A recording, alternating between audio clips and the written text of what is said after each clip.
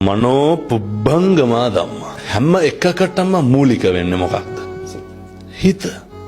සූත්‍රයක් තියෙනවා අබේරාජ කුමාර සූත්‍රය කියලා. මේක හරි අපූර්වයි හොඳ.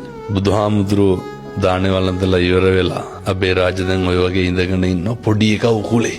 ඔය නිගණ්ඨනාත පුත්ත කියලා ශාස්ත්‍රූවරයෙක් හිටියනේ. මිනිස්සයාගේ ගෝලයෙක් අබේරාජ. අබේරාජ බුදුහාමුදුරුවන්ගෙන් ප්‍රශ්න ටිකක් අහනවා.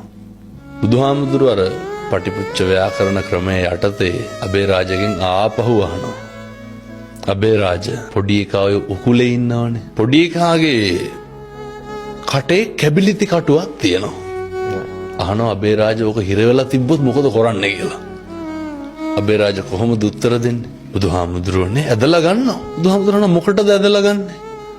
පොඩි එකා බේර ගන්න ඕනේ. පැහැදිලිද මං කියන්නේ? එහෙමයි. බුදුහාමුදුරුවෝ අදිනකොට ලේනවනේ. කෑ ගහනවනේ රිදෙනවනේ. ඔව් ඒත් බුදුහාමුදුරුවනේ පොඩි එකා බේර ගන්න ඕනේ. අබේරාජගේ සිතුවිල්ල මොකද්ද?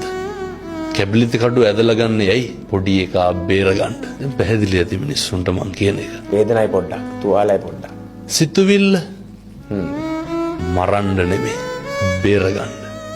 නැස උගන්වනවනේ චේතනාවමයි කර්මය වෙන්නේ කියලා. මිනිස්සුන්ගේ සිතුවිල්ලේ තියෙන කළු සුදු මට්ටමේ අඩු වැඩිය අනුව තමයි කරන ක්‍රියාවේ ප්‍රතිඵල යහපත්ද අයහපත්ද කියන එක තීරණය වෙන්නේ.